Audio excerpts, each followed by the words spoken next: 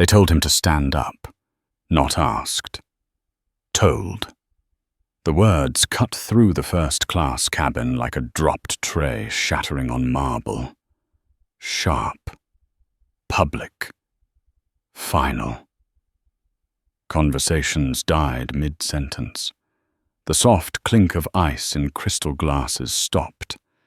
Even the low, mechanical hum of the aircraft seemed to pull back, as if the plane itself was listening. Daniel Brooks did not move. He sat in seat 1A, shoulders square, hands resting loosely on his thighs.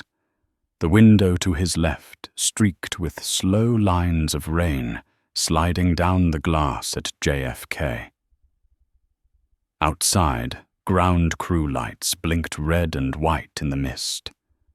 Inside, the air was heavy. Recycled. Stale coffee. Disinfectant. Tension. "Sir," the voice came again, louder now. "You need to get up." Linda Parker stood in the aisle, blocking the flow of boarding passengers. Late 30s. Navy uniform pressed hard enough to crease authority into the fabric.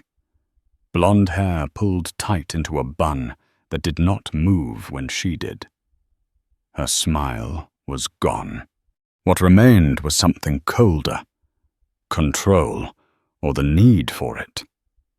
Daniel lifted his eyes slowly. He was 41, broad-shouldered, calm in a way that made nervous people angrier. His suit was charcoal grey, tailored, understated. No logos, no flash. A man who did not need to announce himself. His face was unreadable, but his eyes were alert, tracking everything. Linda. The passengers watching. The man standing just behind her in the aisle. Richard Coleman. Richard shifted his weight impatiently, one hand gripping the handle of his leather carry-on. Early 60s. Tweed jacket. Silver hair combed back with care. The kind of man who had spent decades being listened to without raising his voice.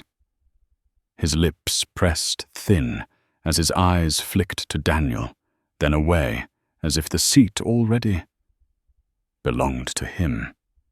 Linda felt the cabin backing her. She always did. "Your boarding pass," she said. Not a question. Daniel inhaled once, slow. He had already scanned it at the gate. The agent had smiled. "Welcome aboard, Mr. Brooks." He remembered the tone. Neutral. Professional. Correct. "I've shown it," Daniel said. His voice was low, steady. "Twice." Linda tilted her head, the way people do when they decide patience is something they have already given too much of. "Then show it again." Around them, passengers craned their necks. A woman in the second row paused with her phone halfway to airplane mode. A man across the aisle pretended to read the safety card, eyes darting above the edge. Everyone knew something was happening. Nobody wanted to be the one it happened to. Daniel reached into his jacket slowly, deliberately, and pulled out his phone. He unlocked it. The screen lit his face blue as he brought up the boarding pass. Seat 1A. First class. Paid in full. Linda did not scan it. She leaned in, too close, squinting as if looking for a mistake that would justify what she already believed. Her finger hovered just above the screen, not touching, as though the ticket itself might be contagious. Seat 1A, she read aloud, disbelief curling around the words. She looked up, eyes narrowing. "Are you sure you didn't upgrade yourself, sir? There are glitches sometimes." A ripple moved through the first 3 rows. Someone exhaled sharply. Someone else shifted in their seat. Daniel felt it then. The shift. The moment the question stopped being about a ticket. "I bought the seat," he said. Calm but firmer now. "Is there a problem?" Linda straightened, smoothing the front of her uniform, like a judge adjusting robes before delivering a verdict. "Well," she said, lowering her voice without actually lowering the volume, "this seat is typically reserved for our global priority members." Her eyes flicked deliberately to Richard. "And we have a full flight today." Richard cleared his throat, a small sound but practiced. "I'm in a bit of a hurry," he said, not looking at Daniel. "I have a connection in London." Linda nodded sympathetically, already half turned toward him. "Of course, Mr. Coleman. We're just sorting out a discrepancy." Daniel watched the exchange with the stillness of someone who recognized the pattern. He had seen it before. Boardrooms, hotels, airports. The subtle choreography of assumption. "There is no discrepancy," he said. His voice cut through the cabin cleanly.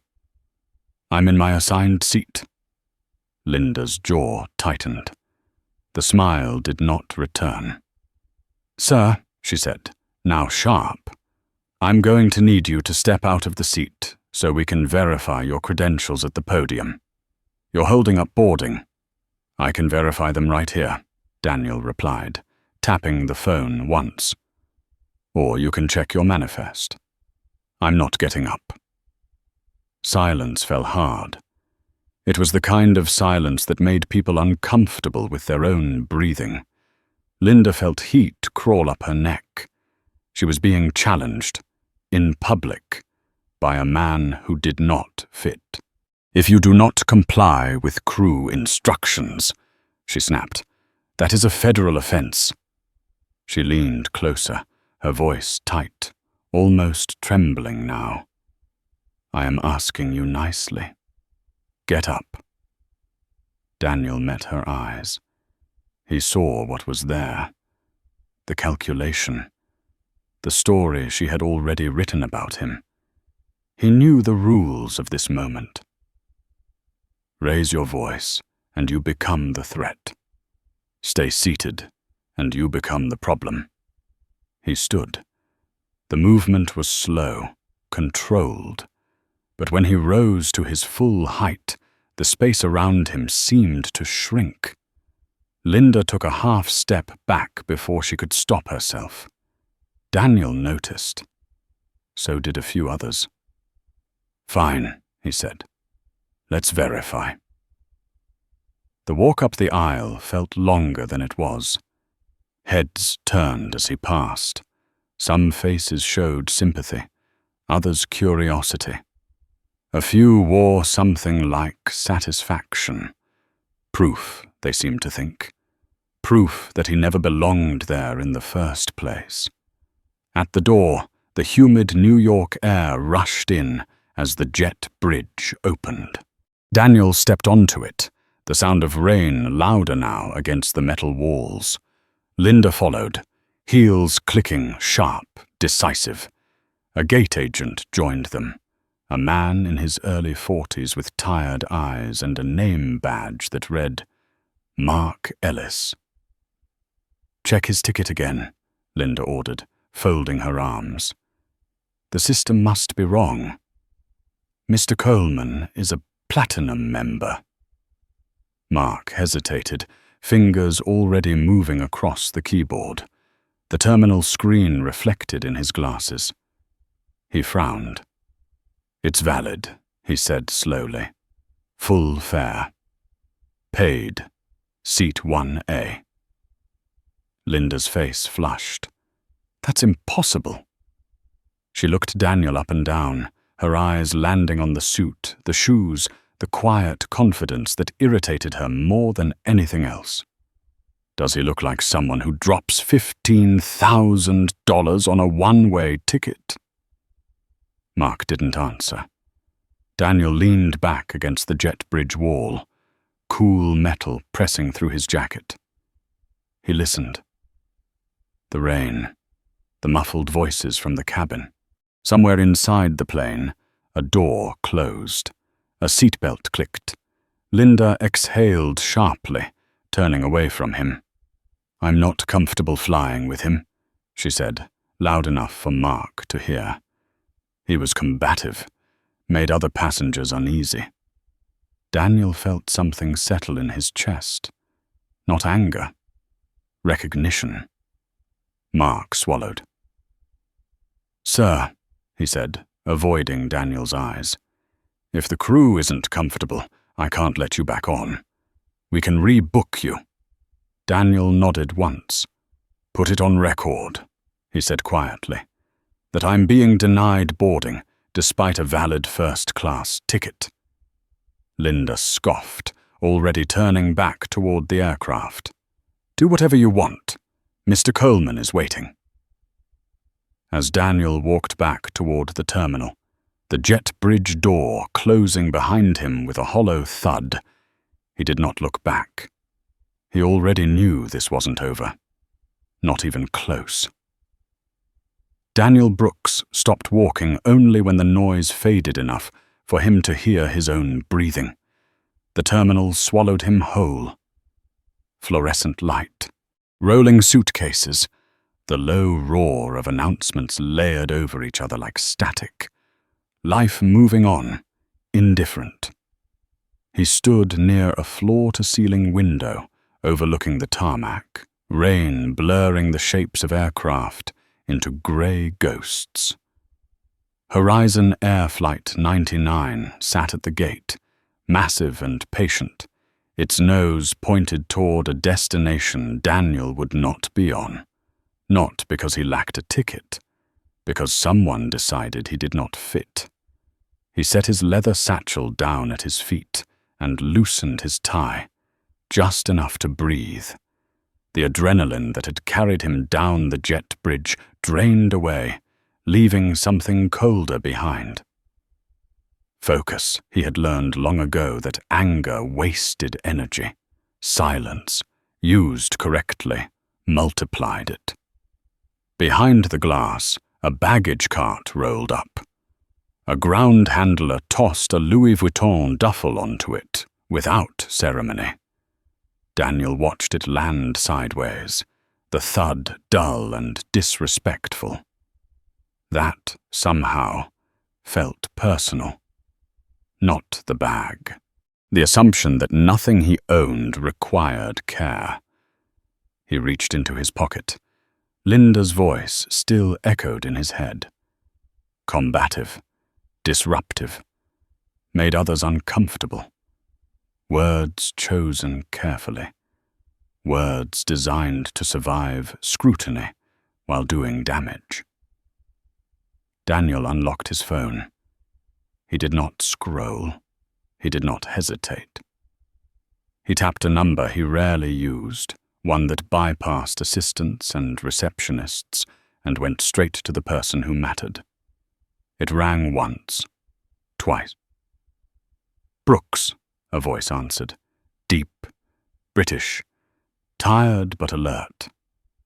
"This better be important." "It is," Daniel said. His eyes never left the aircraft. "Michael, we have a problem."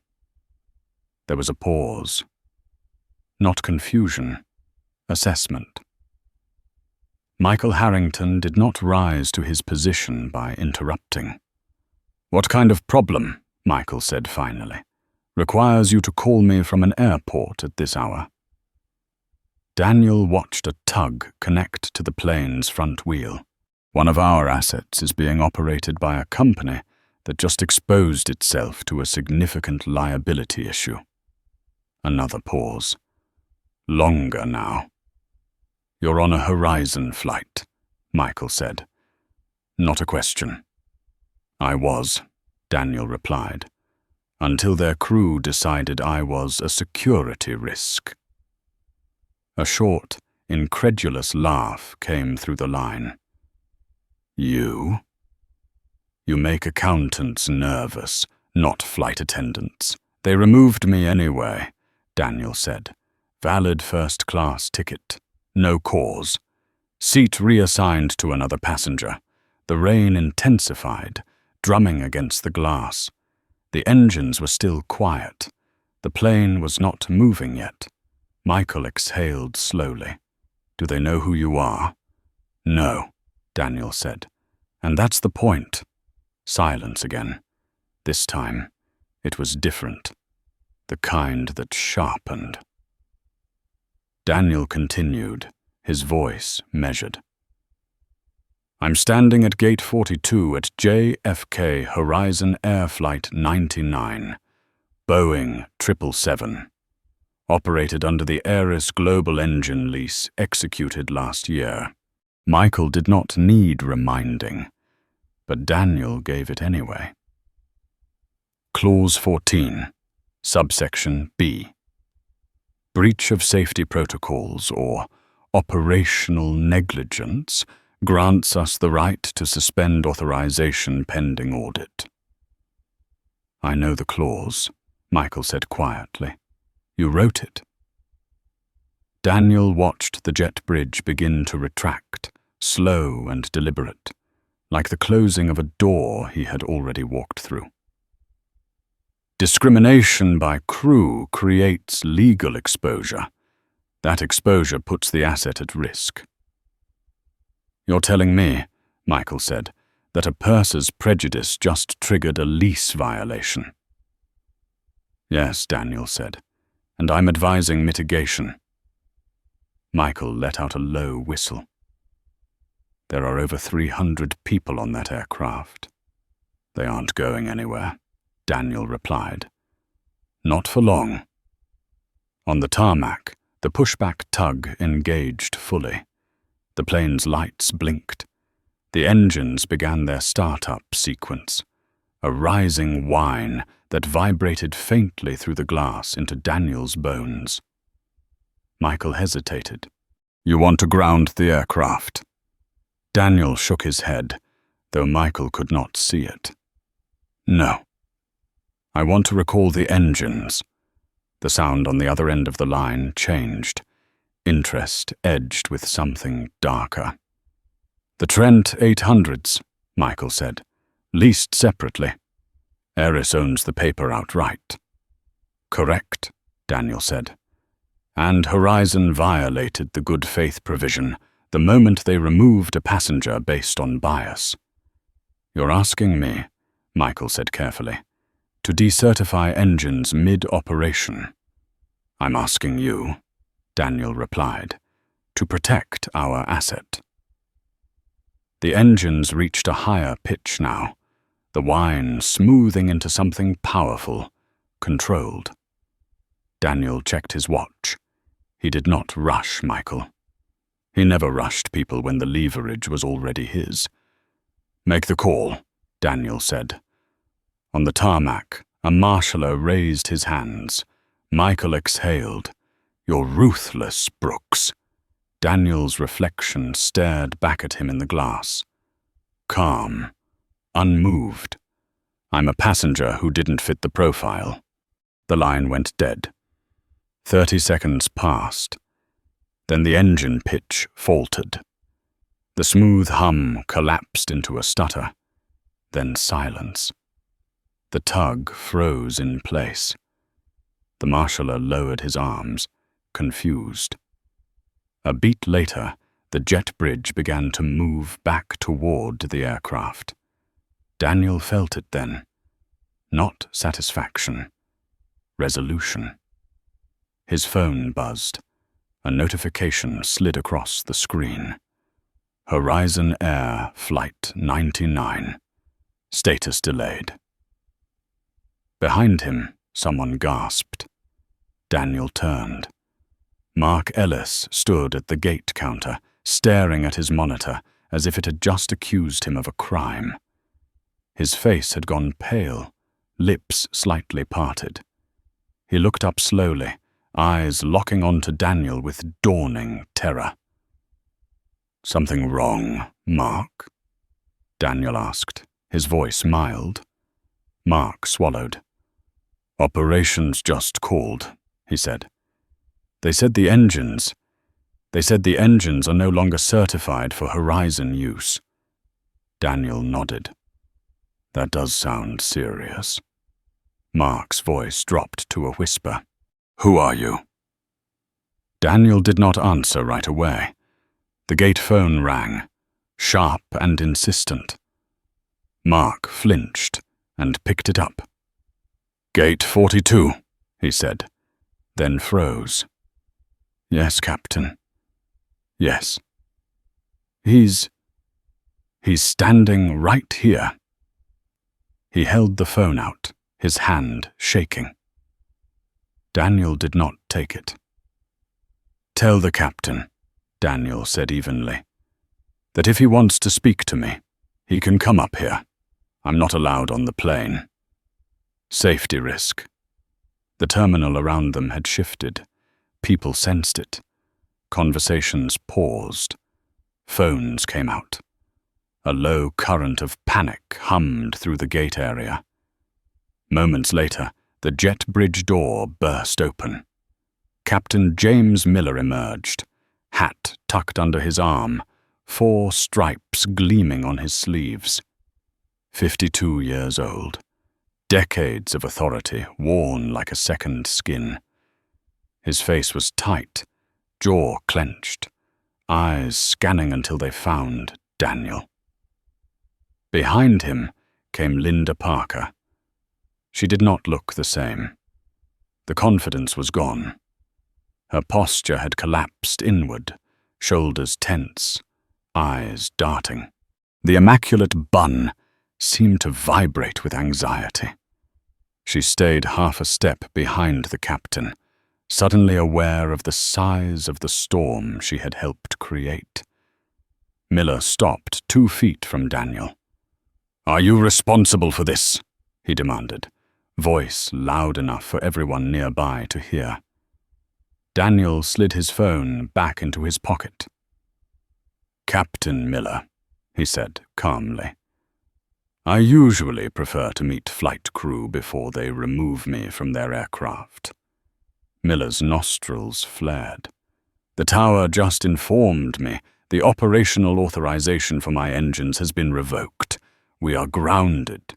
They said you initiated it." Linda leaned forward, her voice sharp with hysteria. "See? I told you he was trouble. He's a hacker or something. We need to call federal authorities." Daniel laughed. Not loud, not mocking. A single genuine sound that echoed uncomfortably in the tense space. "A hacker," he said. "That's creative." He reached into his jacket slowly, deliberately, ignoring Linda's sharp intake of breath. His fingers closed around a sleek metal card.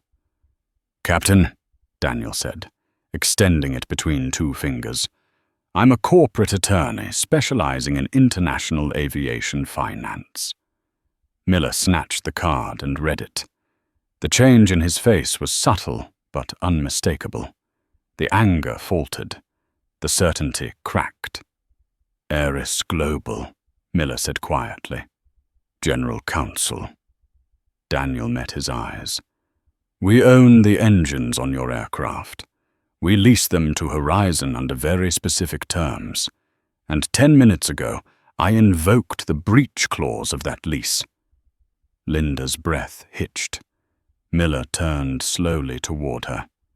"You told me he was belligerent," he said, "that he refused to show a boarding pass." Daniel's voice cut in, smooth as glass. "I showed it twice, and I recorded everything." The color drained from Linda's face. Miller looked back at Daniel, the weight of the situation finally settling into his bones. Around them, phones were recording.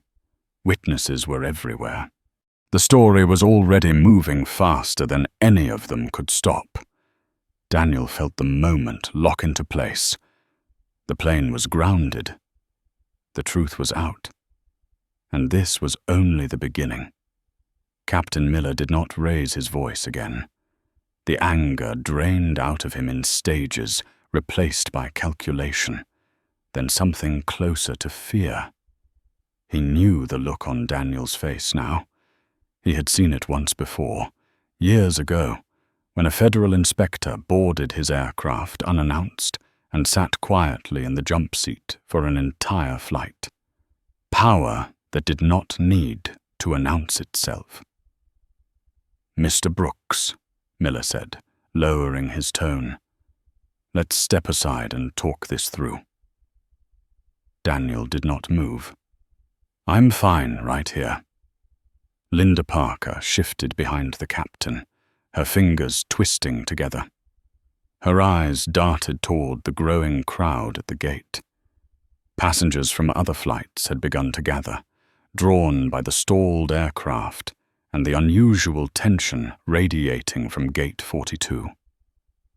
Phones were up now. Not discreet, open, recording. Miller followed Daniel's gaze and swallowed. He knew what this looked like. He also knew how fast it could spread. "You need to release the engines," Miller said quietly. "We have hundreds of people on board. Connections, medical needs, crew duty limits." Daniel tilted his head slightly. "You removed me from the flight citing safety. I'm respecting your concern." Linda stepped forward, despite herself. "You can't just hold a plane hostage because you didn't get your way." Daniel turned his head toward her slowly. When his eyes met hers, she felt it like a physical pressure. Not anger. Judgment. "I didn't lose my way," Daniel said. "You abused yours."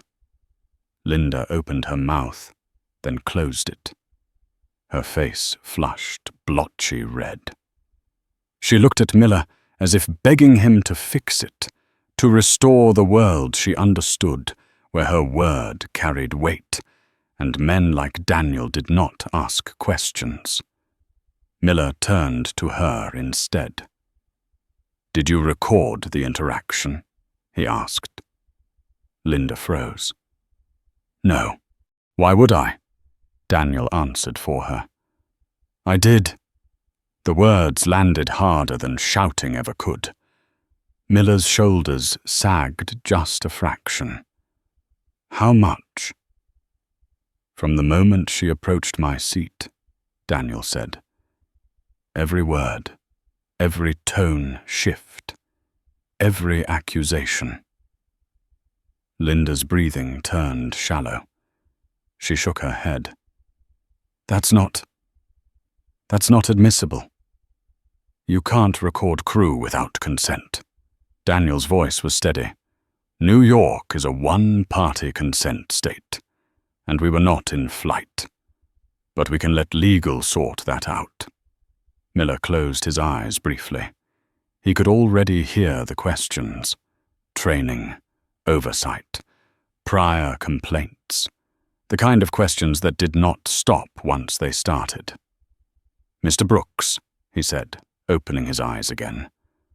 "What do you want?" There it was.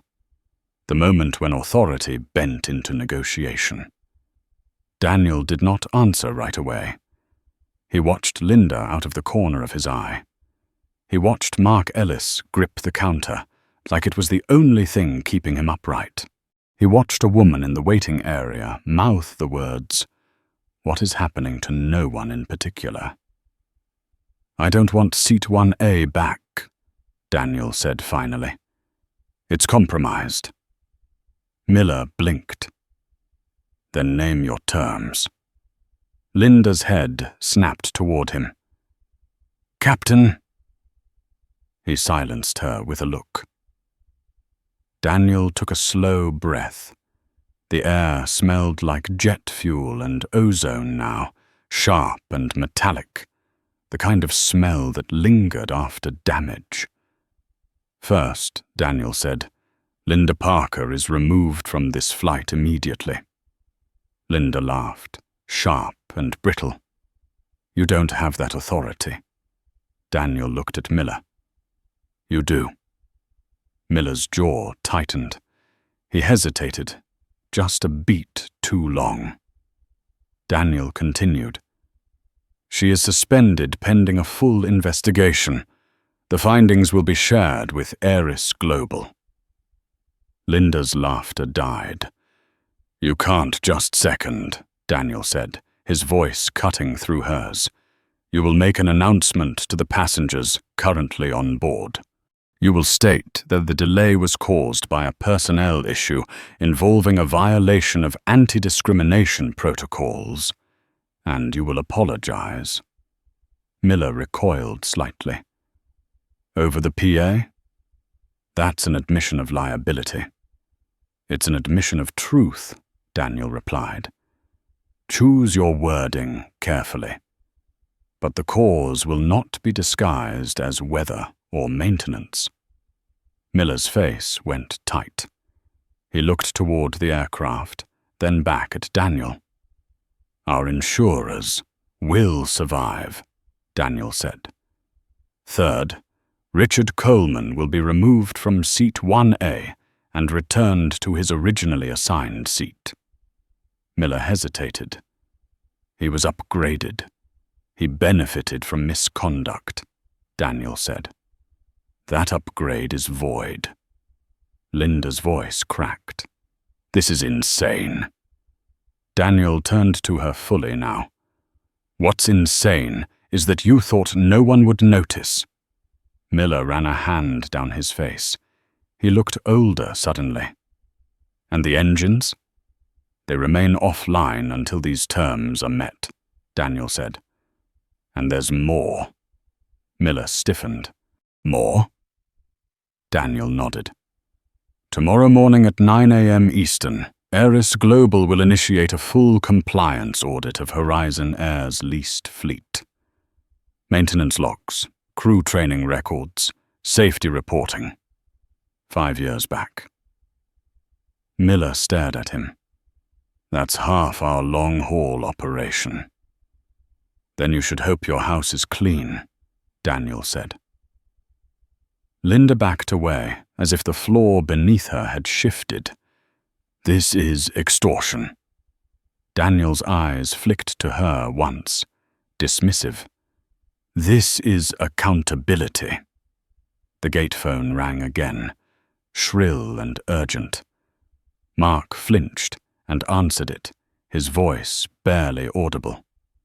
"Yes?" "Yes, he's here." "No, sir." "I understand." He held the phone out to Miller. "Corporate," he whispered. Miller took it. His posture straightened instinctively, but the tension did not leave his shoulders. "Captain Miller speaking." Daniel watched his expression change as the voice on the other end spoke. The anger, the disbelief, then the calculation again. "Yes," Miller said finally. "Yes, he's with me now. He's with..." A pause. Longer. Miller's eyes flicked to Daniel, then away. "I understand," Miller said. "We'll comply." He lowered the phone slowly and handed it back to Mark. The noise of the terminal seemed to rush back in all at once, like air filling a vacuum. Miller turned to Daniel. "Corporate has agreed to your terms." Linda let out a small, broken sound. Miller did not look at her when he spoke. "Linda Parker, you are relieved of duty effective immediately. Gather your belongings." Her mouth opened, closed. Her face crumpled, disbelief giving way to panic. "You can't do this. I've been with this airline for 15 years. Miller finally met her eyes. "Get your bag." She stood frozen for a moment longer, then turned and stumbled toward the jet bridge, her heels clicking unevenly now, her composure gone. No one moved to help her. A few passengers stared openly. One woman shook her head slowly. Miller turned back to Daniel. "Once the announcement is made and Mr. Coleman is reseated, we'll request engine recertification." Daniel nodded. "I'll be here." Miller hesitated. "You're not boarding?" Daniel looked out through the glass at the aircraft, at the rows of windows, at the people pressed behind them, waiting, sweating, unaware of the full story. "No," he said. "I'm done with this flight." Miller absorbed that. He nodded once. Understood. Minutes later, Daniel watched through the glass as Miller stood at the front of the cabin, hat off, shoulders squared. The intercom crackled to life. Even through the thick glass, Daniel could see the tension in his jaw as he spoke. "Ladies and gentlemen, this is your captain. We experienced a delay due to a personnel issue involving a violation of our company's anti-discrimination policies. The crew member involved has been removed from the flight.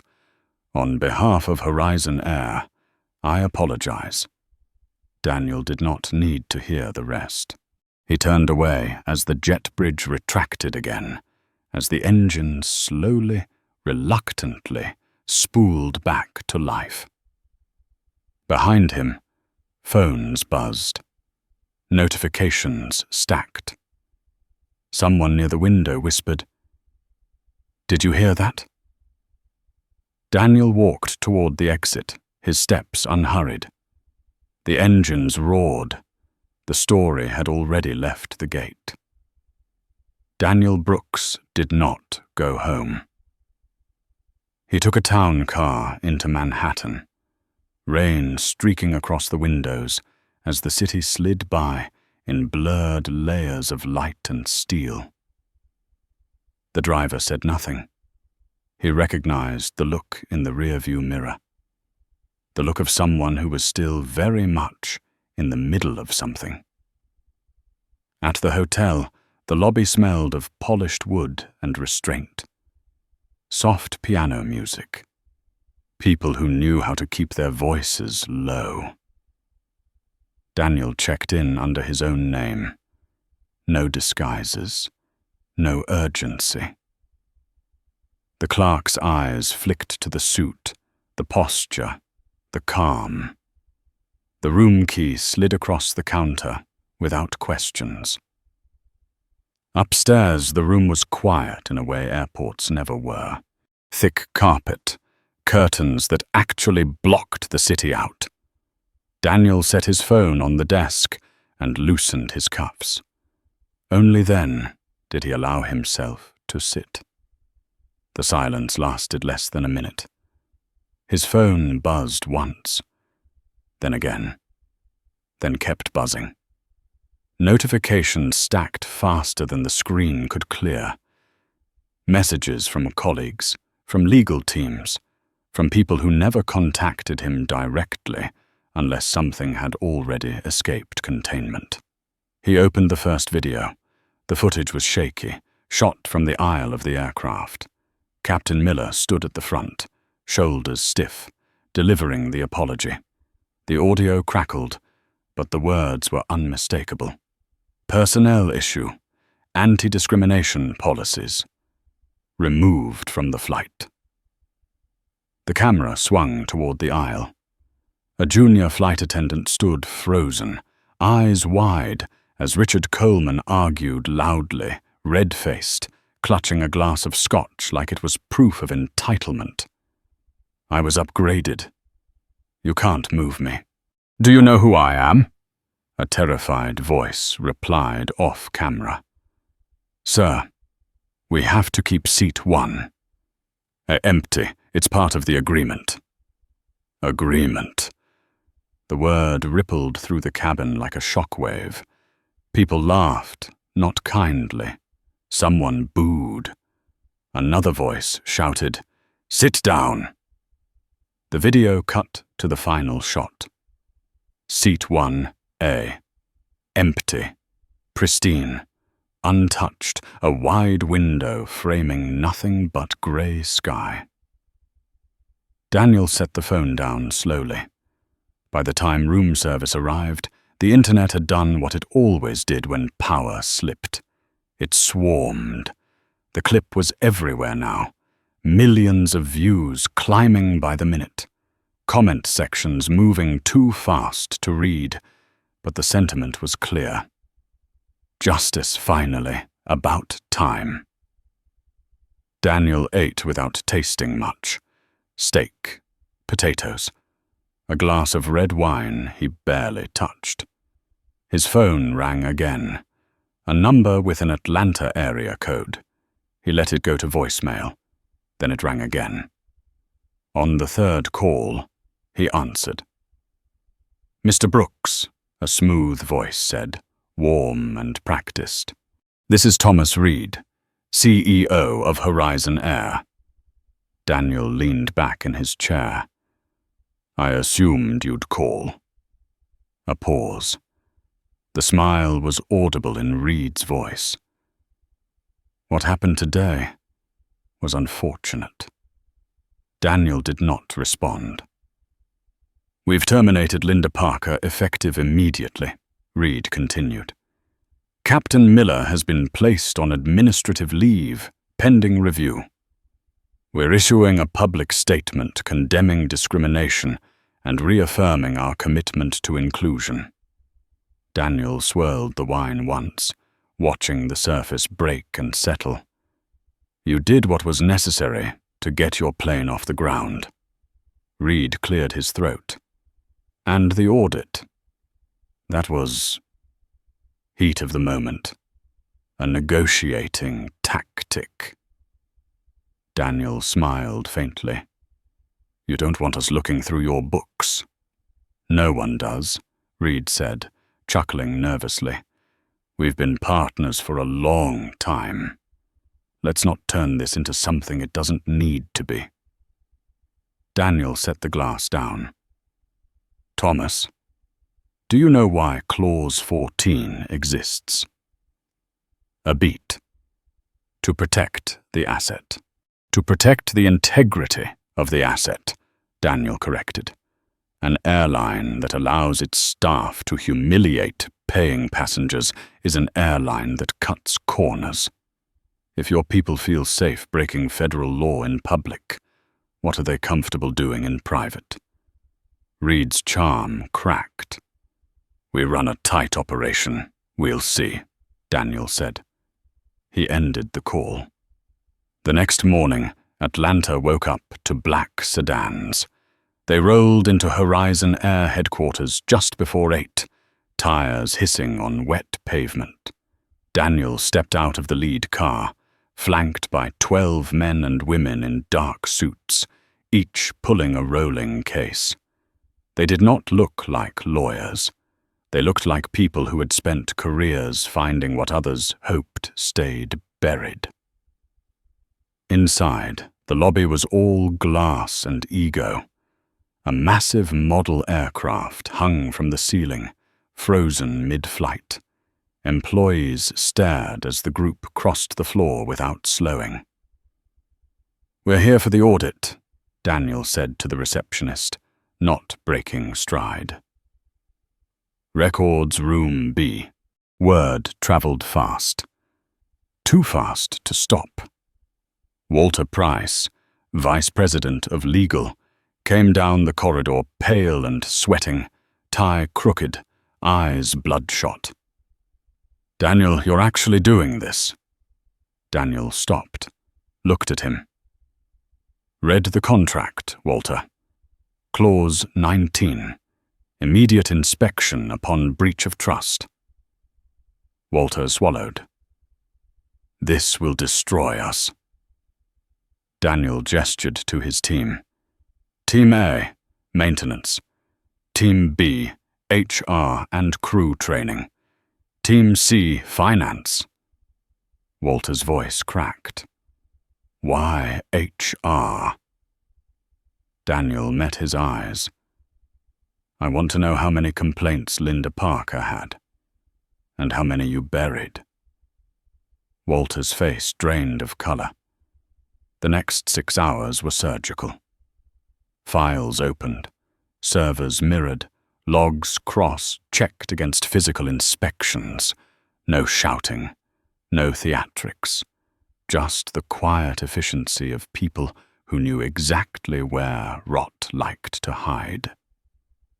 By mid-afternoon, the conference room Daniel had taken over was buried in paper.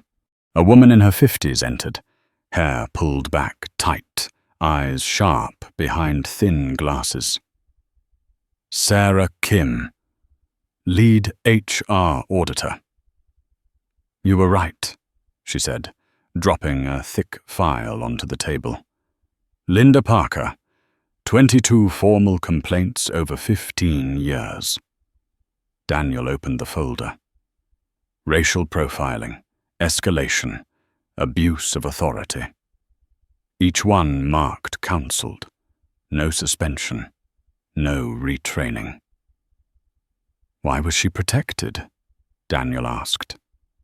Sarah hesitated.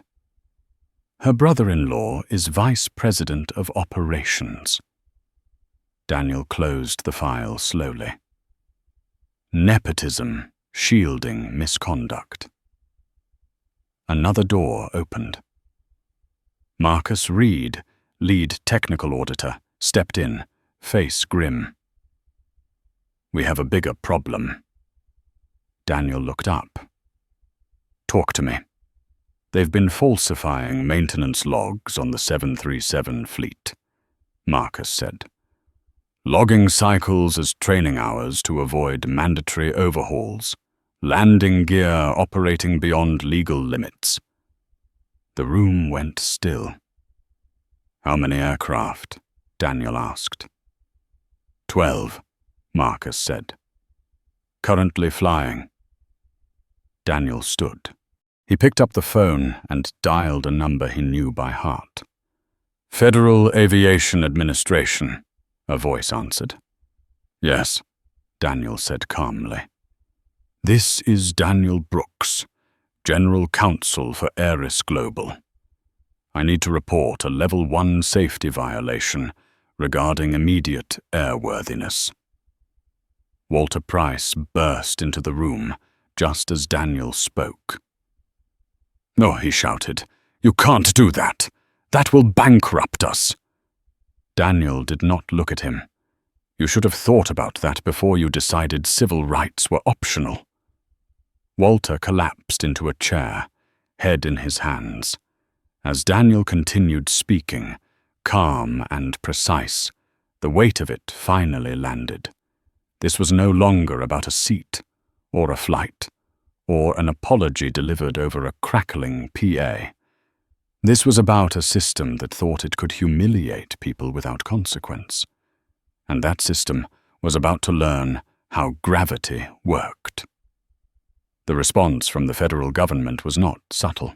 By late afternoon, the plaza outside Horizon Air headquarters filled with black SUVs and unmarked sedans, their engines idling in tight formation. Employees pressed against the glass walls, phones half hidden, watching as men and women in dark windbreakers stepped out with purpose. Yellow lettering caught the light. FAA, FBI, Department of Transportation Office of Inspector General. Inside, the air changed. Computers went dark mid-keystroke. Conversations died. A voice echoed through the marble lobby, amplified and unforgiving. Everyone step away from your workstations. Hands where we can see them. This is a federal warrant. On the top floor, Thomas Reed was shredding documents. The CEO's office smelled like burnt paper and panic. His jacket lay abandoned over a chair. The shredder whined, chewing through folders marked confidential, maintenance summaries, internal emails he had told himself were harmless. Just noise, just complaints. The door flew open. He barely had time to turn before he was pinned against his desk, wrists wrenched behind his back. The words hit him as cold steel closed around his hands. "Thomas Reed, you are under arrest for conspiracy to defraud the United States government, wire fraud, and violation of the Aviation Safety Act." They marched him past his own staff, past people he had smiled at that morning, past the model aircraft hanging from the ceiling like a cruel joke. His voice cracked as he shouted, "You did this over a seat, one seat." Near the elevators, Daniel Brooks watched, briefcase in hand, expression unchanged. "It wasn't the seat," Daniel said, not raising his voice. "It was the arrogance. You thought you were above the law."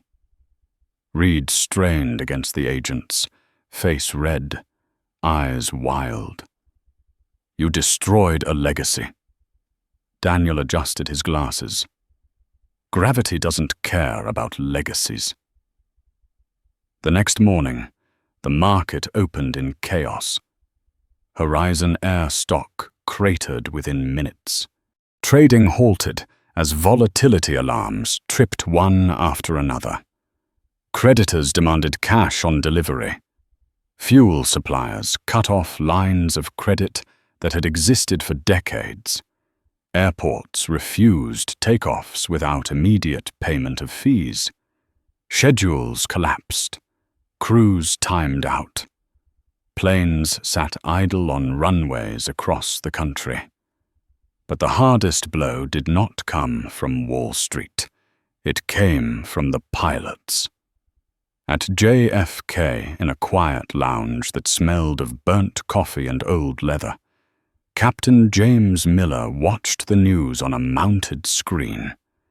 His own face flashed briefly in the footage, the apology replayed on loop. Then the headlines shifted. Arrest, fraud, groundings. A hand touched his shoulder. Captain Laura Davies, union representative, stood behind him, arms crossed. She did not smile. "You knew," she said softly. Miller swallowed. "I followed protocol." Davies shook her head. "You followed comfort, and you let management push unsafe aircraft because it was easier to look away." Miller looked around the room. He expected support. He found only turned backs. Pilots he had flown with for years avoided his eyes. "The union is filing a vote of no confidence," Davies said. "We're not protecting you." Miller nodded once slowly. He removed his badge and set it on the table. It made a small sound. Final. Across the city, Linda Parker sat alone in her condo kitchen, laptop open, inbox refreshing. Rejection. Rejection. Rejection. Delta, United, American, even regional carriers, each message colder than the last. Her name was flagged now. Gross misconduct, liability risk. Her phone rang. The landlord, again. "The check bounced," he said. "You have 3 days." Linda stared at the screen as the viral video replayed itself without mercy. Her own face, frozen in judgment. Her own voice, sharp and unmistakable. She closed the laptop and slid down the cabinet door until she was sitting on the floor. Across town, Richard Coleman stood on a sidewalk holding a cardboard box. Inside were a stapler, a framed photo of his boat, and a mug he had never liked. The security guard behind him spoke from memory. The board met last night. Your behavior on Flight 99 violated the firm's morality clause. Clients are pulling accounts. Coleman opened his mouth, then closed it. The city moved around him, uncaring. 3 months later, the bankruptcy court in Delaware was packed. Lawyers filled the benches, whispering numbers, eyeing assets. Gate slots, maintenance hubs, aircraft that were still salvageable. Daniel sat in the back row beside Michael Harrington, hands folded, listening. "They're going cheap," Michael murmured. "No one wants the brand," Daniel replied. "The infrastructure, though, is solid." When the bidding opened, Michael raised his paddle. $400 million, he said, voice steady. "For the long-haul fleet, the Atlanta maintenance facility, the JFK Gate leases." Silence followed. "Sold." Outside the courtroom, Michael turned to Daniel. "We're an airline now." Daniel nodded. "Then we need a new name." Michael smiled. "What do you suggest?" Daniel did not hesitate. "Ascend." 6 months later, Daniel walked through JFK Terminal 4 again. Everything was different. The signage was clean. The staff moved with purpose, not fear. Faces of every shade and age worked in quiet coordination. At the counter, a young agent looked up and smiled. "Welcome back, Mr. Brooks," she said. "Seat 1A." Daniel took the boarding pass, heavy stock, gold trim. He thanked her and walked toward the gate. At the aircraft door, the new purser extended a hand. No suspicion, no tests, just respect. "Good morning, sir." Daniel stepped inside. The cabin felt lighter, warmer. Seat 1. A waited by the window, untouched. He paused for a moment, memory flickering, then sat. The leather was soft, the view clear. Outside, the engines spooled up, deep and steady. His engines. As the plane rolled forward, Daniel closed his eyes. This time, no one would tell him to stand. The aircraft lifted smoothly into the grey morning, wheels leaving the runway with a soft finality that felt earned. Daniel Brooks opened his eyes as the city tilted away beneath him. The cabin was quiet, the good kind of quiet, where nothing was being measured against him. The engines held a steady, confident note, deep and even, the sound of systems doing exactly what they were designed to do. A flight attendant moved through the aisle, offering water. She met Daniel's eyes briefly and smiled, not the practiced smile of obligation, something simpler, human.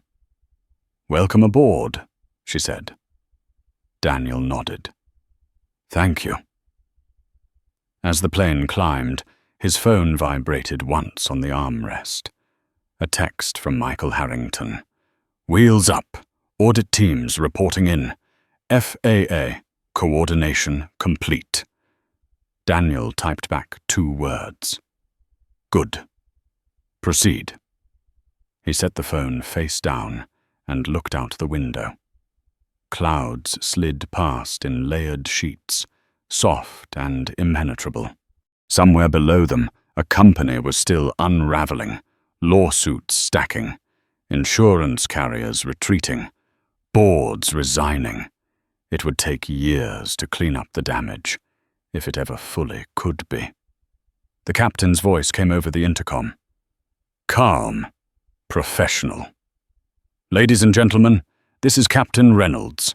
We're cruising at altitude and expect a smooth flight across the Atlantic. Daniel noticed the name. New captain. Different tone. The airline had learned, at least enough to change the faces in front. Across the aisle, a woman in her 30s reviewed legal briefs, margin notes filling the pages. 2 rows back, an older couple leaned together, whispering over a map of London. The cabin felt balanced, earned. Daniel's mind drifted back, unbidden, to the moment at the gate. The way Linda Parker's voice had sharpened, the way certainty had curdled into panic. He did not feel triumph now, only clarity.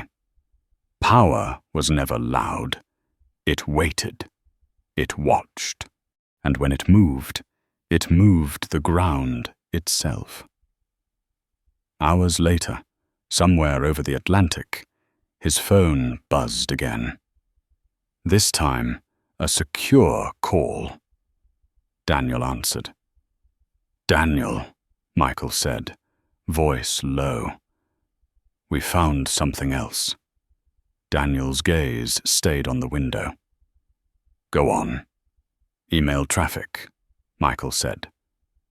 "From Thomas Reed, 3 years back. Subject line, complaint regarding Parker. He wrote, and I quote, 'Make it go away. She's family. If passengers don't like it, they can walk.'" Daniel closed his eyes for a moment. "That email was forwarded," Michael continued. "Operations, HR, legal. It wasn't a mistake. It was policy." Daniel exhaled slowly. "Then escalate." "We already did," Michael said. "Department of Justice is looped in." "Good," Daniel replied. "Then let them finish it." He ended the call and sat still as the plane hummed around him. There it was, the final piece. Not an accident, not a rogue employee. A system built to protect itself at the expense of everyone else. The flight attendant returned, this time with a small tray. Sparkling water, a folded napkin. She placed it gently, hands steady. "Anything else I can get you?" she asked. Daniel shook his head. "I'm all set." She moved on. The aisle cleared. The cabin settled into its long, collective breath. Daniel thought of his father, long gone now, who had taught him that dignity was not something you demanded. It was something you carried, even when others tried to take it from you, especially then. When the plane began its descent toward London, the clouds parted, revealing the pale sprawl of land below. Fields, roads, rivers winding like veins. The world continuing, indifferent to the drama that had consumed an airline. At Heathrow, the landing was smooth. Applause rippled briefly through the cabin, then faded. As the plane taxied, Daniel felt a familiar sensation settle in his chest. Completion. The door opened. Cool air rushed in. "Welcome to London," the purser said, standing aside. He did not ask for a boarding pass. He did not scan Daniel's face for permission. He simply stepped back and let him pass. Daniel walked down the jet bridge, footsteps echoing softly. At the end, a driver waited with a sign bearing his name. Daniel nodded once and followed him into the grey afternoon. Later that evening, in a quiet office overlooking the Thames, Daniel stood by the window as the city lights flickered on. His phone rested on the desk, silent for once. The work was moving forward without him now, as it should. He poured himself a glass of water and sat. The chair was comfortable. The room was still. For the first time in days, Daniel allowed the weight of it all to settle. Not the anger, not the injustice, the responsibility, the understanding that moments like these were rare, and that how you used them mattered. Somewhere across the ocean, an airline was learning what happens when you confuse authority with entitlement. Somewhere else, a different airline was being built on the wreckage, quieter, cleaner, more deliberate. Daniel lifted the glass and took a sip. He did not feel like a victor. He felt like a steward, and that, he knew, was exactly where he belonged. The first knock came at dawn. It was precise, controlled. The kind of knock that did not ask permission and did not need to raise its voice. Daniel Brooks stood from the chair by the window and crossed the quiet London apartment without urgency. When he opened the door, 2 men and a woman stood in the hallway, coats dark, expressions professional. Credentials were already out, angled just enough to be seen. "Department of Justice?" the woman said. "Mr. Brooks." Daniel stepped aside. "Come in." They did not waste time with pleasantries. They sat at the table, files opened, tablets lit. The room filled with the low sound of inevitability. "We've reviewed the materials your team forwarded," the woman said. The email from Thomas Reed, the maintenance discrepancies, the HR suppression. Daniel nodded once. "It's systemic." "That's our assessment as well," she replied. "We're expanding the investigation." The word expanding carried weight. It meant subpoenas. It meant arrests that did not stop at one floor or one title. It meant a narrative shifting from scandal to indictment. "How far does this go?" Daniel asked. The man to her left answered, "As far as the evidence takes us."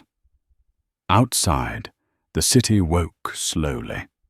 Sirens in the distance, buses starting their routes, ordinary life moving alongside something much larger, unseen but growing. By mid-morning, the story had crossed oceans again. Major networks led with it now. Not the seat, not the argument, the fraud, the falsified logs. The internal email, a ticker crawled along the bottom of screens, spelling out consequences in sober language. Investigations, groundings, federal charges pending. In Atlanta, Horizon Air headquarters sat quiet under a low sky. The logo had been removed overnight, leaving a pale outline on the building's face. Employees entered in small groups, heads down, security badges scanned one last time. In a conference room that had once hosted strategy sessions and champagne toasts, executives sat in silence as attorneys spoke in measured tones. No one interrupted. There was nothing left to argue. Across the country, pilots refused assignments. Mechanics asked questions they had learned not to ask. Flight attendants watched the footage again and again, some with shame, others with relief that someone had finally said no out loud.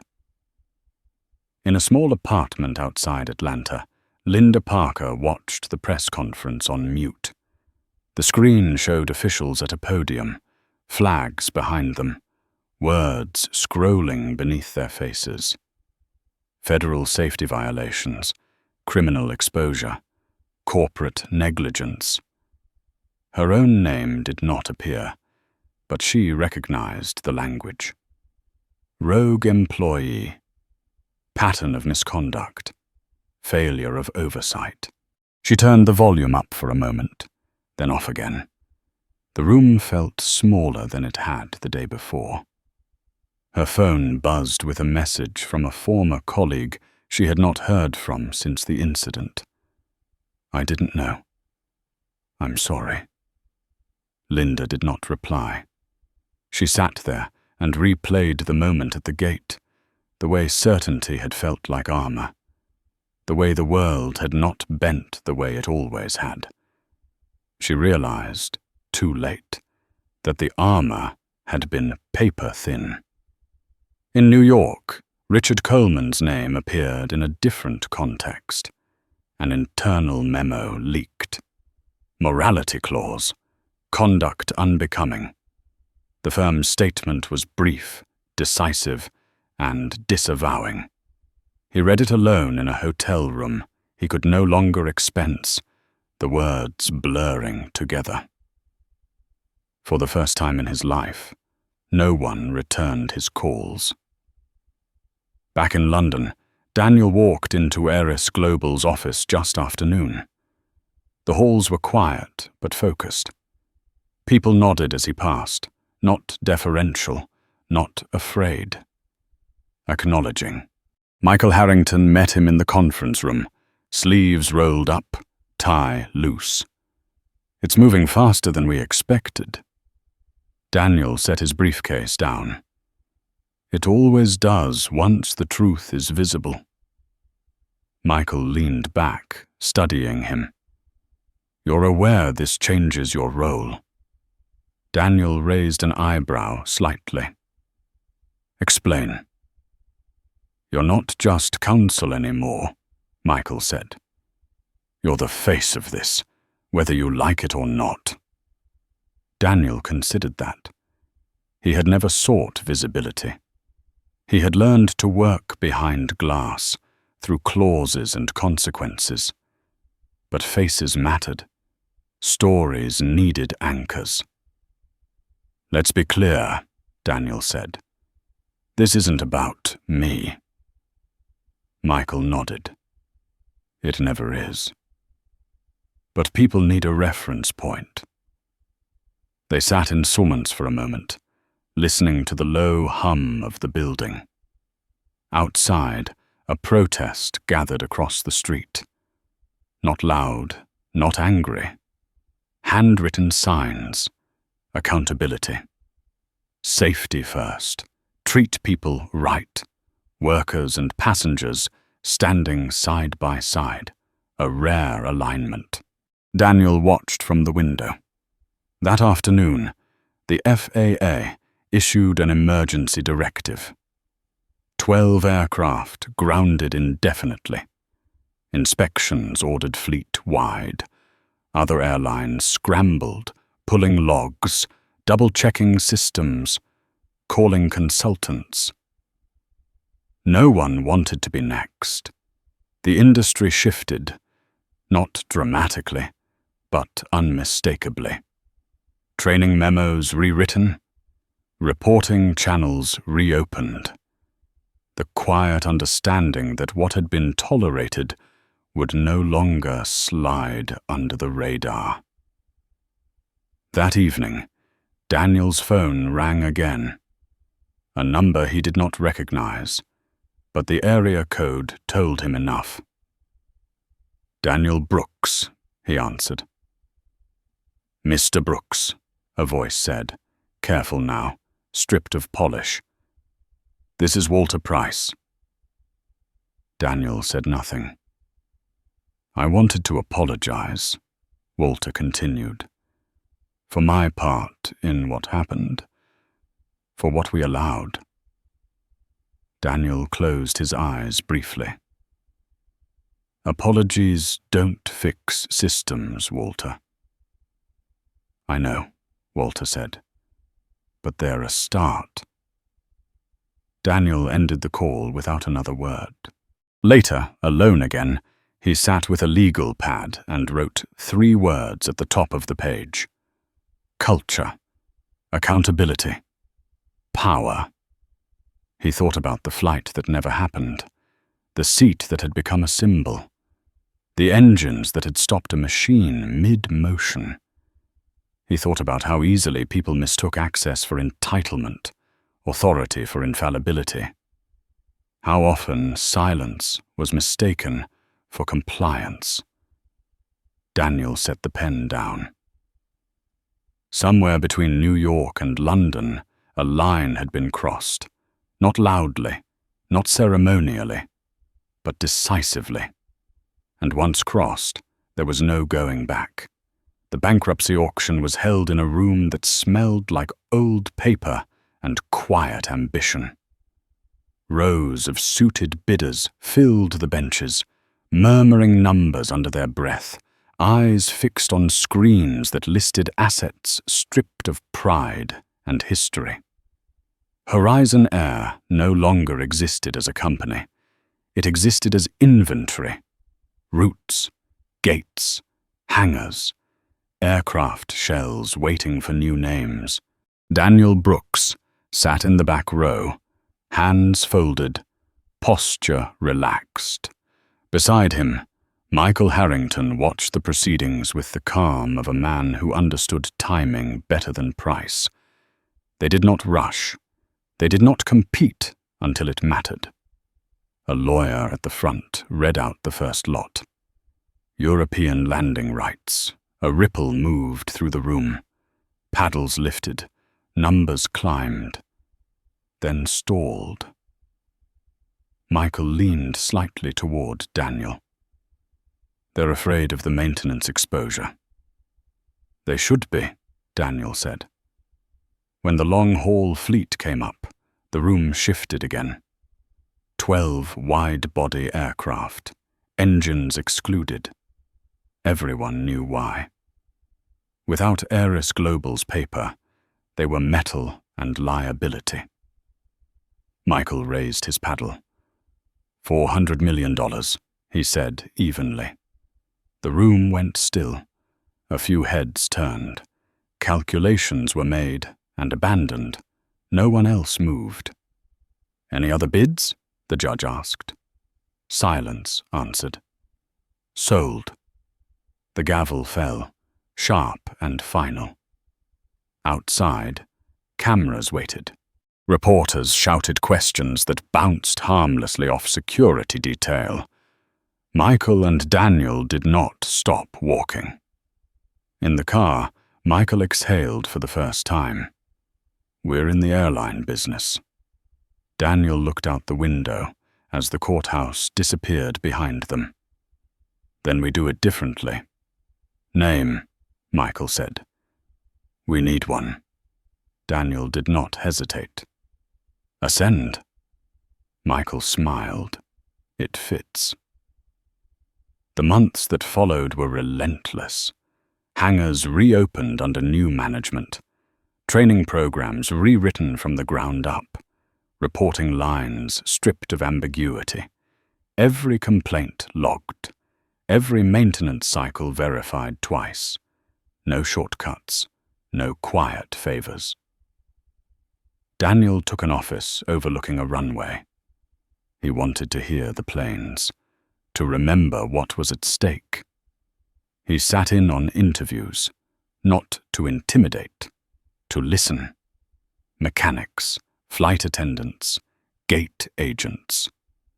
People who had learned to keep their heads down were suddenly being asked to speak up. Some didn't trust it at first. Culture did not change because someone said it did. It changed because someone enforced it. Ascend. Airways launched quietly. No grand rebrand. No glossy promises. Just a clear policy posted where everyone could see it. Zero tolerance for discrimination. Zero tolerance for retaliation. Pay your fare. Follow the rules. Treat people like people. The industry noticed. So did passengers. 6 months to the day after Horizon Flight 99 never left on time, Daniel Brooks returned to JFK Terminal 4. The old signage was gone.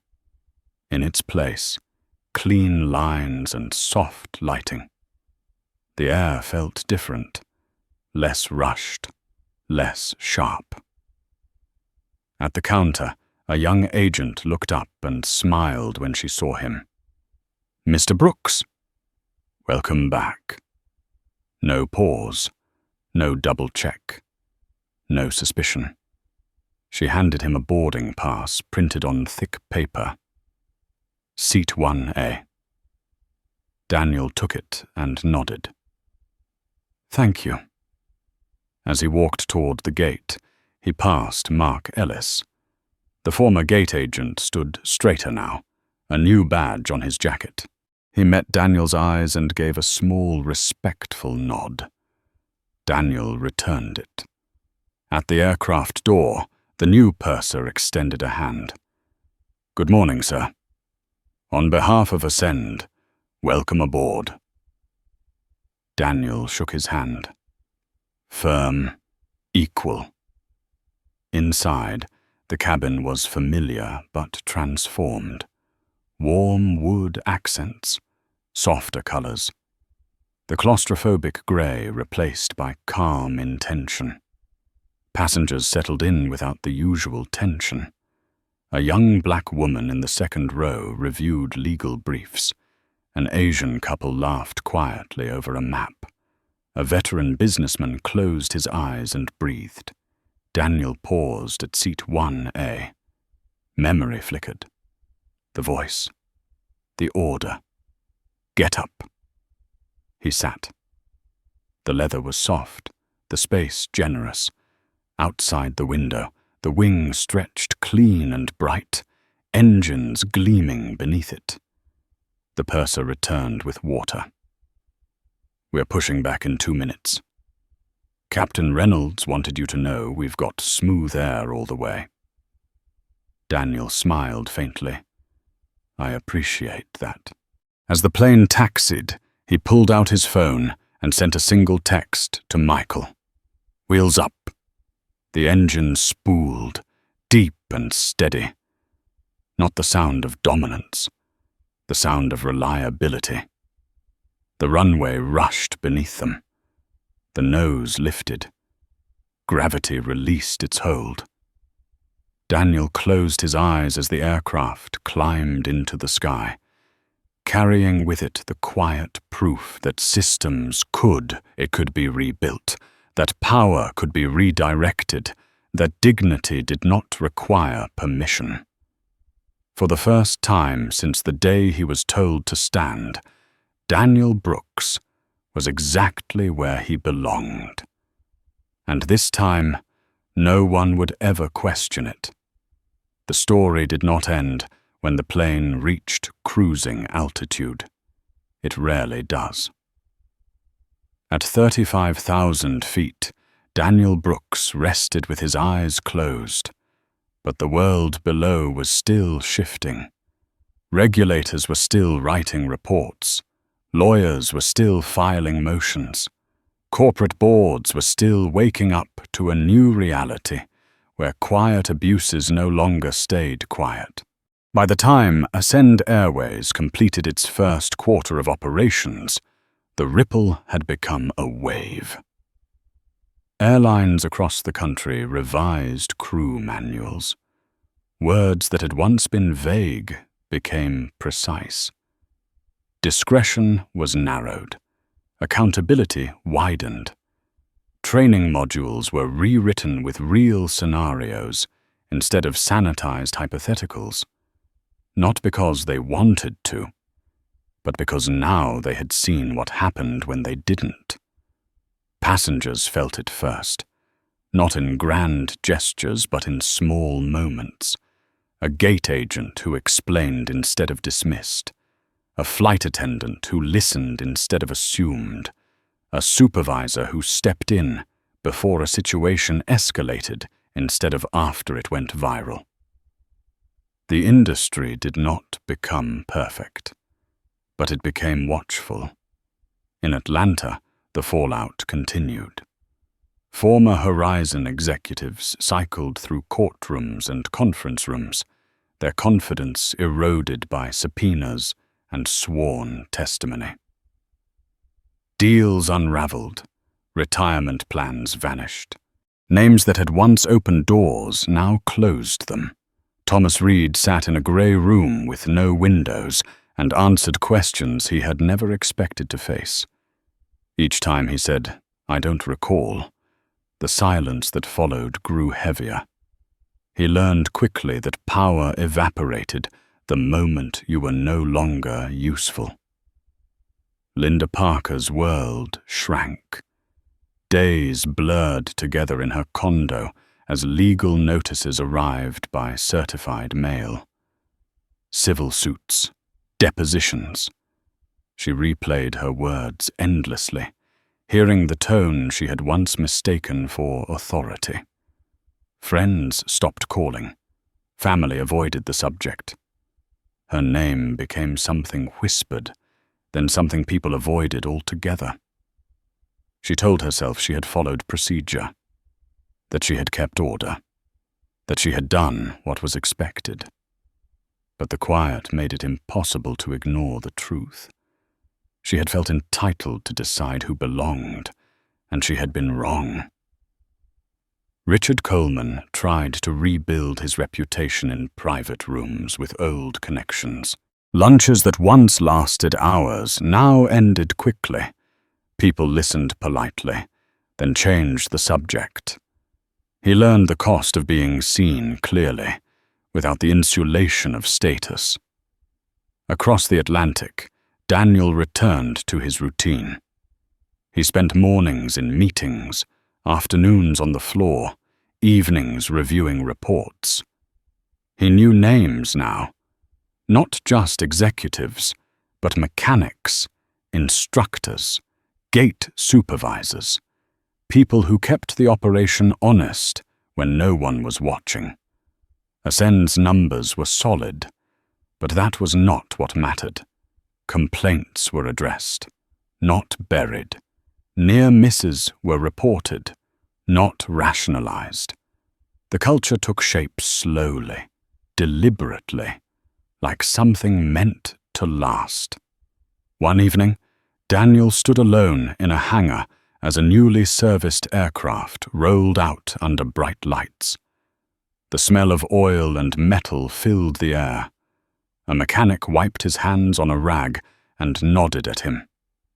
"She's clean," the man said. "No shortcuts." Daniel nodded back. "That's how it should be." The mechanic hesitated. "You know, a year ago, no one would have listened if we spoke up." Daniel met his eyes. "I'm listening now." The man smiled, small but real, and returned to his work. Weeks later, Daniel received a letter in the mail. Handwritten. Careful. It was from a flight attendant who had transferred to Ascend from another airline. She wrote about a passenger who had been profiled on her previous route, about how she had wanted to intervene but hadn't felt safe doing so, about how, on her first day at Ascend, she had stopped a similar situation before it escalated, about how management had backed her without question. "Thank you," the letter ended, "for making it possible to do the right thing." Daniel folded the letter and placed it in a drawer he kept for things that mattered. The world moved on, as it always does. New scandals replaced old ones. Attention shifted. But something had changed beneath the noise. People remembered the seat, not as furniture, as a line. They remembered the engines going quiet, the plane that could not move until the truth was addressed. The man who had been told to stand, who chose instead to hold his ground without shouting, without spectacle. Daniel did not give speeches about it. He did not grant interviews. He let the systems speak for themselves. On a clear morning, months later, he boarded another Ascend flight. Different destination, same seat. As he settled in, a young boy across the aisle watched him curiously. The boy leaned toward his mother and whispered something. She smiled and shook her head gently. Daniel caught the boy's eye and smiled. The boy smiled back, wide and unguarded. The engines began to hum. Outside the window, the runway stretched forward, open and waiting. The plane moved, and somewhere deep in the machinery of an industry that had long resisted change, a quiet understanding took hold. Some lines once crossed could never be uncrossed again. Years later, people would still argue about the moment it all changed. Some said it was the apology over the intercom, the crack in a voice trained never to admit fault. Others said it was the engines going silent, a machine too large to ignore, suddenly forced to stop because one man refused to be erased quietly. But Daniel Brooks knew the truth. The shift happened earlier than that. It happened the instant someone assumed his church meant consent. Daniel rarely spoke about that day now, not because it hurt, but because it no longer needed defending. The facts had settled. The records were public. The consequences were permanent. Horizon Air was a case study in business schools, dissected for its failures. Ascend Airways was cited in regulatory hearings as proof that reform was possible without spectacle. Daniel's life moved forward, steady and deliberate. His role evolved, less legal, more human. He spent time with frontline staff, not because it was symbolic, but because systems failed where people were afraid to speak. He learned names. He remembered faces. He listened longer than was expected. At airports, people sometimes recognized him, not always by name, sometimes just by association. The guy from that flight. The engine guy, the Seat 1A guy. They nodded. Some thanked him. Others simply looked relieved, as if something unseen had been lifted from the air. He never corrected the stories. He let them blur around the edges. The truth did not need sharpening. On a winter morning, Daniel stood at a terminal window watching snow dust the runway. Planes moved slowly now, deliberate, patient. A younger executive stood beside him, newly promoted, eager and nervous. "How did you know it would work?" the man asked. Daniel did not answer right away. He watched a tug guide an aircraft into position, watched the crew signal each other with practiced clarity. "I didn't," Daniel said finally. "I knew it was necessary." The executive nodded, absorbing that. The answer was heavier than he expected. Daniel boarded another flight that afternoon. Different route, same airline, same seat. The cabin filled with the ordinary sounds of travel. Bags overhead, seatbelts clicking, pages turning. Lives intersecting briefly before separating again. As the plane pushed back, Daniel rested his hand on the armrest, feeling the vibration beneath his palm. A system in motion, thousands of decisions aligned, none of them accidental. He thought about Linda Parker, about Richard Coleman, about Thomas Reed. He did not think of them with anger anymore, only with clarity. They had not been punished by him. They had been exposed by themselves. That distinction mattered. The plane climbed through cloud cover, sunlight breaking through in wide bands. Daniel closed his eyes, not to escape, but to be present. He had learned that power, real power, was not about forcing outcomes. It was about creating conditions where the truth could no longer be denied. When the captain announced cruising altitude, Daniel felt a familiar stillness settle in, the kind that came from alignment, from knowing you had not traded your dignity for convenience. He opened his eyes and looked around the cabin. People of every background, every age, every story, all sharing the same space without suspicion. It was not perfect. Nothing ever was. But it was honest, and honesty, he had learned, was disruptive in the best way. Long after the flight landed, long after Daniel walked off the jet bridge and into another city, the story continued traveling without him. Told in break rooms, in training sessions, in quiet conversations where someone finally said, "We don't do that anymore." That was enough. If this story stayed with you, if it made you pause or see something differently, take a moment and show your support by hitting like and subscribing to the channel, so these stories keep finding the people who need them. And if you felt the weight of this moment, join the conversation by commenting 3 simple words. Know your worth.